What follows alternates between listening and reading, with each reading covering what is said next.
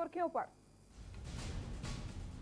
देहरादून में मुख्यमंत्री त्रिवेंद्र सिंह रावत ने थानो गांव में संचालित बिजनेस ग्रोथ सेंटर का किया लोकार्पण। सेंटर में बनाए जा रहे उत्पादों का किया निरीक्षण। पार्टी कार्यकर्ताओं की बैठक में मुख्यमंत्री ने सुनी समस्याएं। सीएम ने कहा बिना भेदभाव के काम कर रही उत्तराखंड सरकार। कल से लागू होंगे नए दिशा निर्देश, सभी के लिए रजिस्ट्रेशन जरूरी। सीमावर्ती जिलों के बस अड्डों पर होंगे एंटीजन टेस्ट। उच्च शिक्षा मंत्री का नैनीताल दौरा, अधिकारियों कर्मचारियों के साथ बैठक। कुमाऊं विश्वविद्यालय के प्रशासनिक भवन में हुई बैठक। डोईवाला में 4 लेन के निर्माण कार्य ने पकड़ी तेजी। 31 अक्टूबर तक निर्माण पूरा होने की उम्मीद। कोरोना काल के कारण निर्माण कार्य हो गया था प्रभावित। और विकास नगर को जल्द किया जाएगा सीसीटीवी कैमरे से लैस। 3 किलोमीटर बाजार क्षेत्र की होगी निगरानी। आपराधिक वारदातों पर लगेगा अंकुश। आप देख रहे हैं के न्यूज, खबरों का सारथी। देहरादून से आपको बड़ी खबर बता देते हैं। विधानसभा अध्यक्ष प्रेमचंद अग्रवाल हुए कोरोना पॉजिटिव। देहरादून से बड़ी खबर आपको हम बता रहे हैं, जहां पर विधानसभा अध्यक्ष प्रेमचंद अग्रवाल कोरोना पॉजिटिव पाए गए हैं। विधानसभा अध्यक्ष ने आवास में कराया था कोविड टेस्ट। 23 सितंबर से शुरू हो रहा है विधानसभा का मानसून सत्र। विधानसभा अध्यक्ष ने कार्य मंत्रण समिति की बुलाई थी बैठक। विधानसभा अध्यक्ष प्रेमचंद अग्रवाल कोरोना पॉजिटिव पाए गए हैं। देहरादून से आपको खबर बता रहे हैं। विधानसभा अध्यक्ष ने आवास में कोविड टेस्ट करवाया था, जहां पर उनकी रिपोर्ट कोरोना पॉजिटिव पाई गई है। 23 सितंबर से विधानसभा का मानसून सत्र शुरू हो रहा है। विधानसभा अध्यक्ष ने कार्य मंत्रणा समिति की बैठक बुलाई थी। विधानसभा अध्यक्ष कोरोना पॉजिटिव पाए गए हैं। मुख्यमंत्री त्रिवेंद्र सिंह रावत डोईवाला विधानसभा के थानो गांव पहुंचे, जहां सीएम ने कृषि से जुड़े एग्रीकल्चर ग्रोथ सेंटर का शुभारंभ किया। आपको बता दें कि जलागम विकास योजना के अंतर्गत बने इस एग्री बिजनेस ग्रोथ सेंटर से क्षेत्र के किसानों को लाभ मिलेगा और पहाड़ी उत्पाद की बिक्री के लिए बाजार भी उपलब्ध आसानी से हो जाएगा। मुख्यमंत्री त्रिवेंद्र सिंह रावत के साथ जलागम विकास मंत्री सतपाल महाराज भी इस ग्रोथ सेंटर पर पहुंचे और इसकी महत्ता का गुणगान किया। जलागम मंत्री सतपाल महाराज ने कहा कि इस ग्रोथ सेंटर से किसान को बहुत लाभ मिलेगा, जबकि ऑर्गेनिक खेती को बढ़ावा देने के लिए सेंटर से किसानों को मदद मिलेगी। मुख्यमंत्री त्रिवेंद्र सिंह रावत ने कहा कि पहाड़ी उत्पाद और ऑर्गेनिक फूड का उत्पादन तो होता है, लेकिन बाजार उपलब्ध नहीं होने से किसानों को अपने सामान का उचित मूल्य नहीं मिल पाता। इसलिए सरकार ने राज्य में इस तरीके के 100 से अधिक ग्रोथ सेंटर स्वीकृत किए हैं, ताकि किसानों की आर्थिक स्थिति मजबूत हो और आय भी डबल हो सके।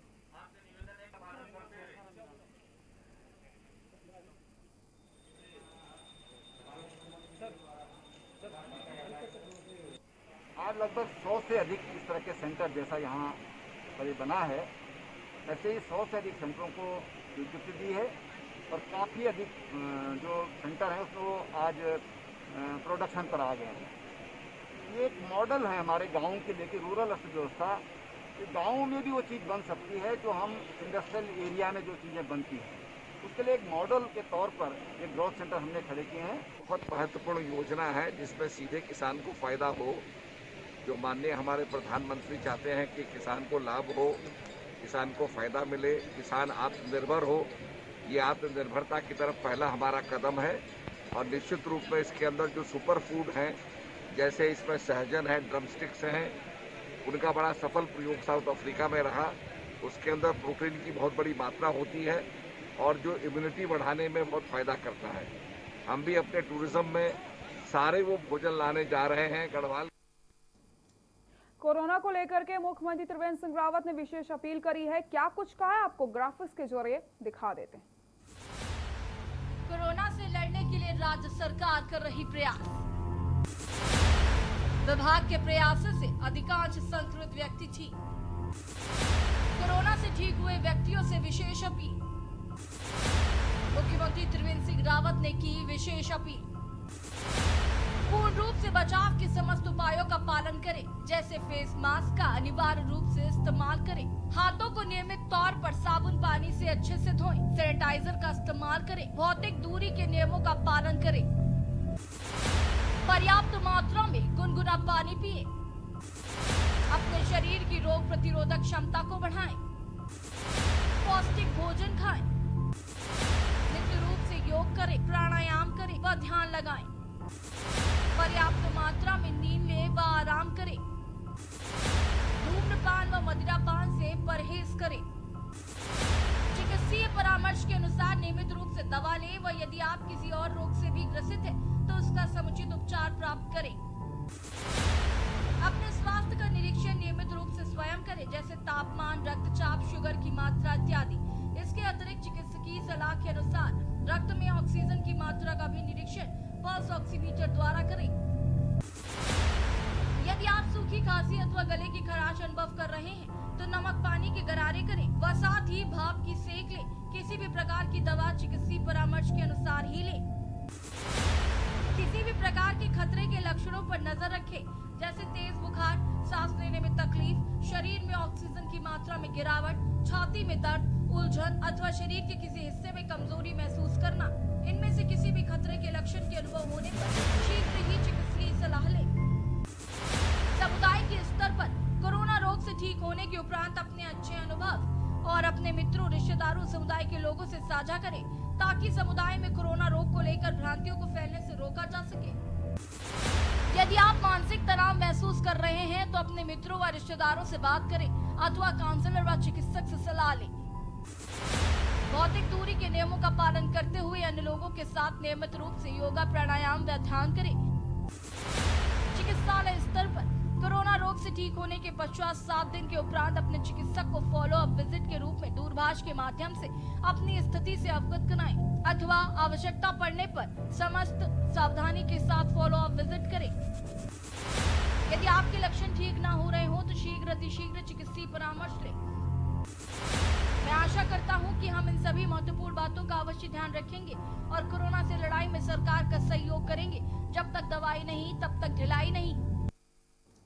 हल्द्वानी में पिछले दिनों जिलाधिकारी नैनीताल को लाल कुआं विधायक द्वारा क्षेत्र के ग्रामीणों को आधार कार्ड और राशन कार्ड बनाने में हो रही दिक्कतों से अवगत करवाया गया था, जिसके बाद जिलाधिकारी समीन बंसल द्वारा तत्काल प्राथमिक स्वास्थ्य केंद्र में आधार पंजीयन किट उपलब्ध करवाई गई, जिससे ग्रामीणों के अमूल्य समय और पैसों की बचत हुई।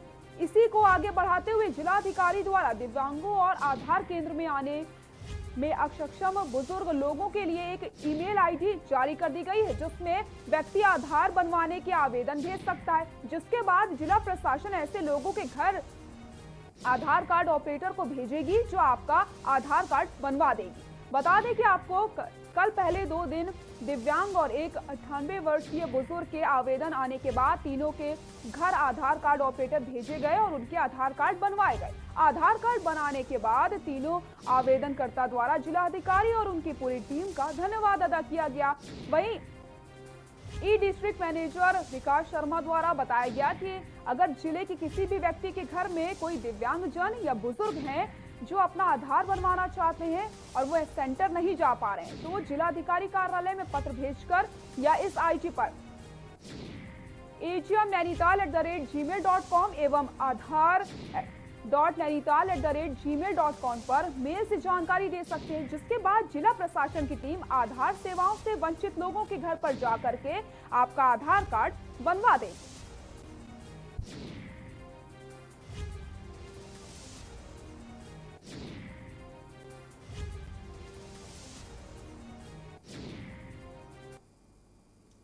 विकासनगर क्षेत्र जल्द ही सीसीटीवी कैमरे से लैस होने वाला है, जिसको लेकर के स्थानीय पुलिस प्रशासन और व्यापार मंडल वार्ता करके इस ओर कदम बढ़ा चुका है, जिससे क्षेत्र में बढ़े आपराधिक मामलों में कमी आने के साथ साथ अपराधियों की धरपकड़ में मदद भी मिलेगी। साथ ही साथ सड़क दुर्घटना के मामलों में भी अंकुश लग सकेगा। आपको बताते चले, विकासनगर मुख्य बाजार क्षेत्र करीब 3 किलोमीटर लंबा है, जहां अक्सर सड़क दुर्घटनाएं होती रहती हैं, जिसमें आरोपी तक पहुंचने में पुलिस को क्षेत्र में सीसीटीवी कैमरे न होने के लिए काफी मशक्कत भी करनी पड़ती है। वहीं हाल ही में क्षेत्र में चोरी और राजधानी की वारदातें भी बहुत ज्यादा बढ़ चुकी हैं, जिस पर अब क्षेत्र में सीसीटीवी कैमरे लग जाने से स्थानीय लोगों को राहत तो मिलेगी और साथ ही साथ जो आपराधिक वारदातें इतनी दिनों से हो रही थी उसमें लगाम भी लग जाएगी। वहीं पुलिस क्षेत्राधिकारी डीएस रावत का कहना है कि इस स्तर पर व्यापार मंडल के साथ वार्ता की जा चुकी है। बताया जा रहा है कि पुलिस प्रशासन अपने स्तर पर क्षेत्र में सीसीटीवी कैमरे लगाए जाने पर मदद करेगा।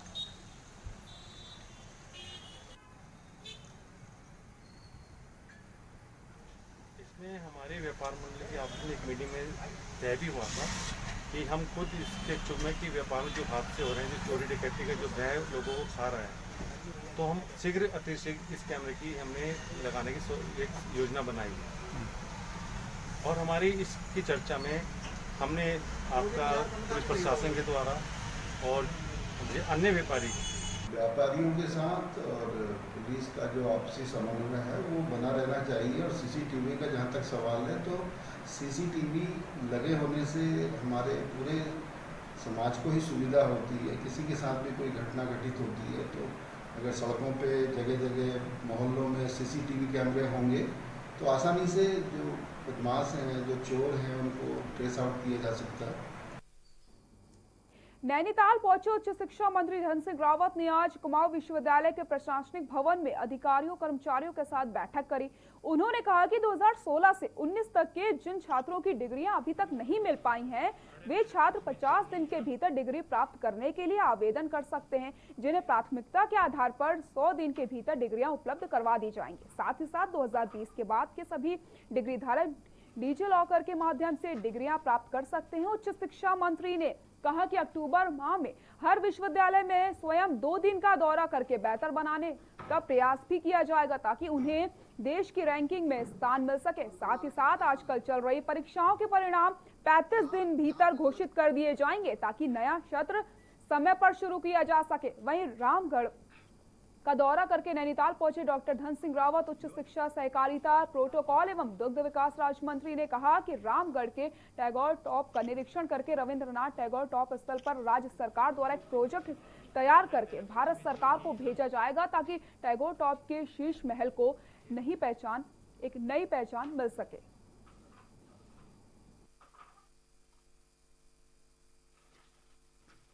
मैं अपने मुख्यमंत्री जी का धन्यवाद देना चाहता हूं कि कुमाऊं विश्वविद्यालय में एक बड़ा काम ये हो गया है कि अब शोभन सिंह जिना नया विश्वविद्यालय बन गया है। जो हमारा यूसेट की परीक्षाएं होती थी उसको हम अब नए सत्र से फिर शुरू करेंगे। 2-2 दिन का दौरा मैं करने वाला हूं अक्टूबर में, और उसमें विश्वविद्यालयों को कैसे हम देश की रैंकिंग में लाएंगे इस पर व्यापक चर्चा की जाएगी। देखिए, रामगढ़ में रविन्द्रनाथ टैगोर जी वहाँ आए थे और वो वहाँ रुके थे। मैं उनके उस स्थान पे देखने गया था और हमारी सरकार वहाँ के लिए कुछ न कुछ एक बड़ा प्रोजेक्ट लाने का हम प्रस्ताव भारत सरकार को भेज रहे हैं। रामगढ़ में मैंने कल लगभग सैकड़ों किसानों को 1 लाख रुपए, 3 लाख रुपए और 5 लाख रुपए जो हम बिना ब्याज के दे रहे हैं किसानों को, ये वितरित किए हैं। और कुछ जो सेब के बगीचे वहाँ पे किसान लोग लगा रहे हैं उनका भी मैं भ्रमण करके आया हूँ। हम स्वरोजगार के लिए इस समय लाखों लोगों को प्रेरित कर रहे हैं कि वो स्वरोजगार करें और सरकार उसके लिए 90% सब्सिडी दे रही है। कोरोना संक्रमण के बढ़ते मामलों के बीच उत्तराखंड सरकार ने बाहर से आने वाले व्यक्तियों व पर्यटकों के लिए एक नया आदेश जारी कर दिया है। इन आदेशों के तहत उत्तराखंड आने वाले पर्यटकों को अब होटल या होम स्टे में कम से कम 2 रात की बुकिंग करानी जरूरी होगी। इसके साथ साथ प्रदेश सरकार ने क्वारंटीन के नियमों में भी कुछ रियायत दी है। मुख्य सचिव ओम प्रकाश की ओर से जारी आदेश 21 सितंबर से लागू हो जाएंगे। पर्यटकों के लिए व्यवस्था। बाहर से जो भी पर्यटक आएगा उसे स्मार्ट सिटी की वेबसाइट पर पंजीकरण कराना होगा। होटल व होम स्टे में 2 रात की बुकिंग अनिवार्य है।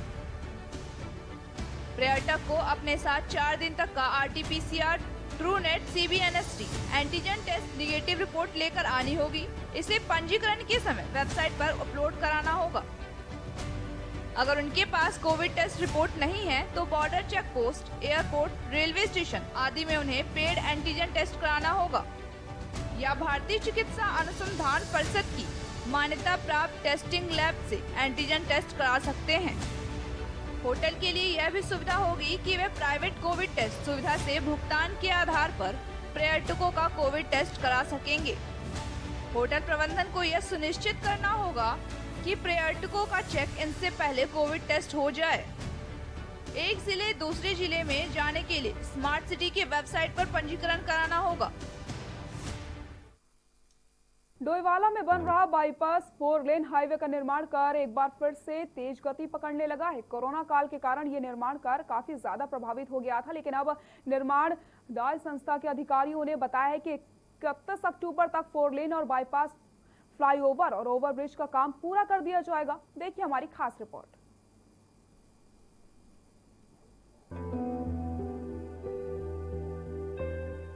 डोईवाला में बन रहा बाईपास 4 लेन हाईवे का निर्माण कार्य एक बार फिर से तेज गति पकड़ने लगा है। कोरोना काल के कारण यह निर्माण कार्य काफी ज्यादा प्रभावित हो गया था, लेकिन अब निर्माण दाई संस्था के अधिकारियों ने बताया कि 31 अक्टूबर तक 4 लेन और बाईपास फ्लाईओवर और ओवरब्रिज का काम पूरा कर लिया जाएगा। निर्माण कार्य पूरा होने से जहां डोईवाला जाम मुक्त हो जाएगा, तो वहीं दुर्घटनाओं पर अंकुश भी लगेगा। बता दें, देहरादून से मोहकमपुर से लाल तप्पड़ तक 22 किलोमीटर 4 लेन का निर्माण कार्य दाई संस्था एटलस कंपनी कर रही है। ओवरब्रिज और बाईपास फ्लाईओवर का निर्माण कार्य भी अब अंतिम चरण में है। तो वहीं 4 लेन सड़क का चौड़ीकरण पूरा करने के बाद अब सड़क का डामरीकरण भी शुरू हो गया है। राहगीर अनमोल अग्रवाल ने कहा, इस हाईवे का काम पूरा होने से बहुत राहत मिलेगी और जाम से निजात मिलने के साथ दुर्घटनाओं पर भी लगाम लगेगी। नेशनल हाईवे बनने से हमारे डोईवाला और आसपास के सभी क्षेत्र के लोगों को इसका बहुत ज़्यादा फायदा होगा। पिछले 15 से 20 वर्षों से कम लगभग 15 वर्षों के आसपास से ये नेशनल हाईवे का कार्य रुका पड़ा था और ये जगह जगह टूटा पड़ा हुआ था। इसमें कई दुर्घटनाएं हुई, कई लोग चोटिल हुए, कई लोगों की जानें गई और आज से पूर्व की जितनी भी सरकारें यहाँ आई, इन्होंने इस विषय में कोई गंभीरता से काम नहीं किया और इस ओर नहीं ध्यान दिया। माननीय मुख्यमंत्री श्रीमान त्रिवेंद्र सिंह रावत जी के सौजन्य से उत्तराखंड में चारों ओर चहुमुखी विकास हो रहा है, इसे चल रहा है, बहुत अच्छा कार्य हो रहा है। इससे स्थानीय सब कुछ गुणवत्ता से पूर्ण रूप से हम संतुष्ट हैं। देहरादून हरिद्वार हाईवे का निर्माण कार्य पिछले 15 सालों से अटका पड़ा था और पूर्व में एआर कंपनी द्वारा इस निर्माण कार्य को कर रही थी, लेकिन भ्रष्टाचार के कारण आरे कंपनी को भारत सरकार ने हटाकर इस हाईवे निर्माण का काम एटलस कंपनी को दिया। 1.5 साल के भीतर ही एटलस कंपनी ने जहां इस निर्माण को पूरा कर लिया, तो वहीं 31 अक्टूबर तक इस 4 लेन सड़क पर आवाजाही भी शुरू हो जाएगी। कुंभ मेले से पूर्व हाईवे लोगों को बहुत बड़ी राहत देने वाला है। डोईवाला के विधायक और सूबे के मुख्यमंत्री त्रिवेंद्र सिंह रावत इसकी मॉनिटरिंग और गुणवत्ता को भी बनाए रखने के निर्देश दे रहे हैं, ताकि 4 लेन निर्माण में किसी तरह की खामियां न रहे। कंपनियों के अधिकारियों ने बताया, नो डाउट अभी जो प्रोजेक्ट रनिंग हो रहा है इसमें हमारा 24 आवर्स का राउंड द क्लॉक प्रोग्राम हमारा बन चुका है। नाइट और डे की टीम अलग अलग हमने मोबिलाइज कर दी है, लेकिन अभी कुंभ से पहले बनाने के लिए हमारे पास अभी ज़रूरत है मिट्टी और मटेरियल की। उसके लिए शासन स्तर पर हमने आवेदन कर रखे हैं और उसमें हमारी कार्रवाई गतिमान है। अभी हम चाहते हैं कि जो भी बेसमेंट हो, जहाँ से मिट्टी हमें उपलब्ध हो सकती है, बिंडलास है, IT पार्क है, क्योंकि वो मिट्टी कहीं न कहीं तो परिवहन होनी है और शासन हमारे को दिलवा देता है। और जैसे बिंडलास के लिए हमें आदेश कर दिया है 10 किलोमीटर का, तो उसी तरह बाकी जगह से और दिलवाई जाए। और कुछ हमने नाप भूमि के भी हमने आवेदन किया है, उसके लिए कार्रवाई गतिमान है। तो हमारा ये लगता है कि 24 घंटे हम काम करेंगे तो जो हमारा 2.5 महीने का काम है हम 1.5 महीने में उसको खत्म कर पाएंगे। दिक्कतें किस तरह की आ रही है? ट्रैफिक की दिक्कत है, हमको बहुत रनिंग ट्रैफिक में काम करना पड़ रहा है और जो हमारा ड्रेन का काम है उसमें हमको पानी की बहुत दिक्कत आ रही है, क्योंकि जो सारा बिल्डअप एरिया है सारा कचरा उसी के अंदर ड्रेन के अंदर में आता है। नहीं सर, उससे पहले हो जाएगा। इसमें तो सबसे बड़ा हमारा टारगेट ये सर, उससे पहले हम इसको ऐसा शेप में ला देंगे किसी को हमको कुछ करने की जरूरत नहीं पड़ेगी। 4 लेन हाईवे बनने से काफी ज्यादा राहत क्षेत्र और राज्य के लोगों को मिलेगी। साथ ही देहरादून से दिल्ली के बीच की दूरी भी घटेगी। 2021 में होने वाले कुंभ मेले को ध्यान में रखते हुए मुख्यमंत्री इस काम को जल्दी से जल्दी पूरा कराना चाहते हैं, ताकि बाहर से आने वाले लोगों का सफर आसान हो। डोईवाला से के न्यूज के लिए राजकुमार अग्रवाल की रिपोर्ट।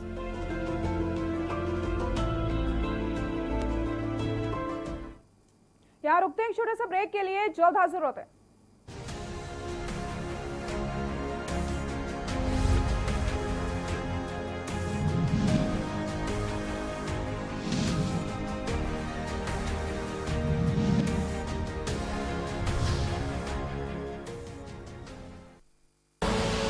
आप देख रहे हैं के न्यूज, खबरों का सारथी। कोरोना महामारी से लड़ने के लिए उत्तराखंड सरकार लगातार स्वास्थ्य सुविधाओं में बढ़ोतरी कर रही है। राज्य में डेडिकेटेड कोविड अस्पतालों के साथ साथ पर्याप्त संख्या में कोविड हेल्थ सेंटर और कोविड केयर सेंटर बनाए गए हैं। बिना लक्षण वाले मरीजों को होम आइसोलेशन में रहने की सुविधा दी जा रही है। प्राइवेट अस्पतालों में भी कोविड के इलाज की अनुमति देते हुए इलाज की दरें सरकार द्वारा फिक्स की गई हैं। अटल आयुष्मान योजना के लाभार्थी निर्धारित प्राइवेट अस्पतालों में कोरोना का कैशलेस उपचार करा सकते हैं। इस महामारी की रोकथाम के लिए नागरिकों का सहयोग बहुत जरूरी है। अनलॉक का अर्थ ये नहीं है कि खतरा टल गया है। मास्क लगाना और 2 गज की शारीरिक दूरी बनाकर रखना बेहद आवश्यक है। सतर्क एवं जागरूक रहकर ही इस कोरोना को हराया जा सकता है। आप देख रहे हैं के न्यूज, खबरों का सारथी।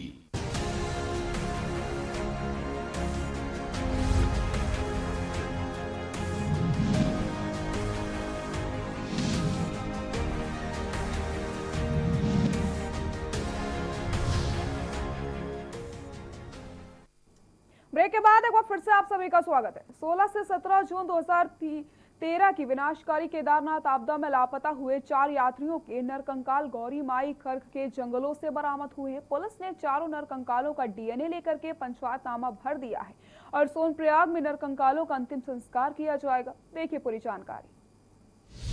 केदारनाथ आपदा में लापता नरकंकालों की ढूंढ खोज। लापता 4 लोगों के नरकंकाल जंगलों से बरामद। 4 दिनों से चल रहा था जंगलों में सर्च अभियान। गौरी माई खर्क के जंगलों से बरामद हुए नरकंकाल। नरकंकालों का किया जाएगा अंतिम संस्कार। डीएनए सैंपल लेने के बाद सोनप्रयाग में अंतिम संस्कार।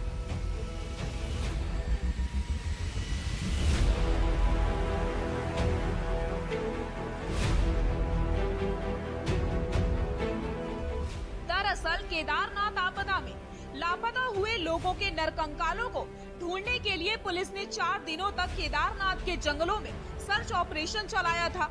सर्च ऑपरेशन में पुलिस, एसडीआरएफ और स्थानीय गाइडों की 10 टीमें लगी हुई थी। इस दौरान केदारनाथ, रामबाड़ा, त्रियुगी नारायण, लिंचैली सहित अन्य जंगलों और पैदल ट्रैकों पर सर्च अभियान चलाया। सर्च अभियान के दौरान गौरी माई खर्क के जंगलों से 4 नरकंकाल बरामद हुए हैं। इन चारों नरकंकालों का डीएनए लेने व पंचायतनामा भरने के बाद सोनप्रयाग में अंतिम संस्कार किया गया। आपदा में कई लोग मारे गए थे, जबकि कई यात्री गुमशुदा हैं। आपदा के समय यात्री जान बचाने के लिए जंगलों की ओर भागे थे, जहां भूख प्यास से यात्रियों ने दम तोड़ दिया था। आपदा के बाद से लगातार जंगलों में सर्च ऑपरेशन चलाए जा रहे हैं। पुलिस अधीक्षक नवनीत सिंह भुल्लर ने बताया कि 2013 की आपदा में केदारनाथ और पैदल मार्ग से काफी यात्री मिसिंग थे। पुलिस महानिदेशक के निर्देश के बाद 4 दिवसीय सर्च अभियान चलाया गया। सर्च अभियान के दौरान 4 नरकंकाल बरामद हुए। इन नरकंकालों का डीएनए सैंपल लेने के बाद पंचायतनामा भरा गया और फिर सोनप्रयाग में इनका अंतिम संस्कार किया जाएगा। पूर्व में 699 लोगों के शव और नरकंकाल बरामद हो चुके हैं। रुद्रप्रयाग से के न्यूज के लिए रोहित डिमरी की रिपोर्ट।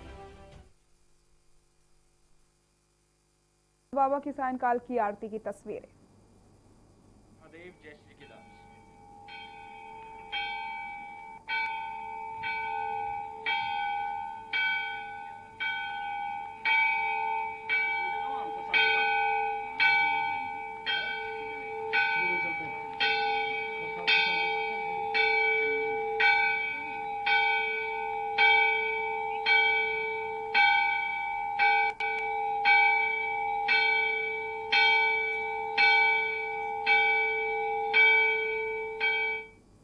बुलेटिन फिलहाल के लिए इतना ही। देखते रहिए के न्यूज इंडिया। नमस्कार।